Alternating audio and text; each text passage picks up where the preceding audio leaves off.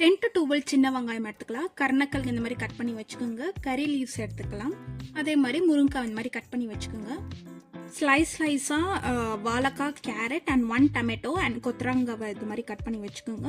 பேஸ்ட்டுக்காக தேங்காய், கறி leaves, ginger and சின்ன வெங்காயம் அண்ட் சில்லிஸ், 1 teaspoon ஆஃப் சீரகம் அண்ட் 1 cup ஆஃப் கர்ட் எடுத்து வச்சுக்கலாம் and 1 tablespoon of salt. So mixer எடுத்து சீரகம், கறி லீவ்ஸ், ஜிஞ்சர், தேங்காய் அண்ட் சில்லிஸ் அண்ட் சின்ன வெங்காயம் அரைச்சி இந்த மாதிரி எடுத்துக்கலாம்.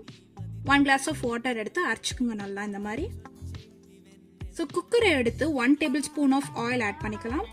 1 teaspoon ஆஃப் சீரகம், கறி லீவ்ஸ் ஆட் பண்ணிக்கலாம். சின்ன வெங்காயம் ஆட் பண்ணிக்கோங்க. அது கூட டொமேட்டோவோ ஆட் பண்ணிக்கோங்க அண்ட் சால்ட் ஆட் பண்ணிக்கோங்க. இதை நல்லா வதக்கிக்கோங்க.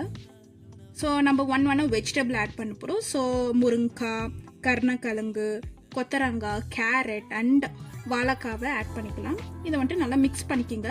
அது கூட நம்ம டர்மரிக் பவுடர் ஆட் பண்ணிக்கலாம். இதை மூடிடுங்க குக்கர் கொஞ்சம் நேரம்.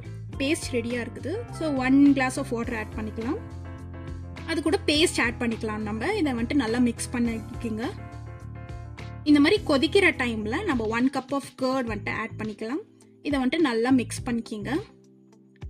அவ்வளோதான், நம்மளோட அவியல் ரெடி ஆயிடுச்சு. இந்த அவியலை நீங்கள் சூடாக ரைஸில் சாப்பிட்டீங்கன்னா டேஸ்ட்டாக இருக்கும் கண்டிப்பாக.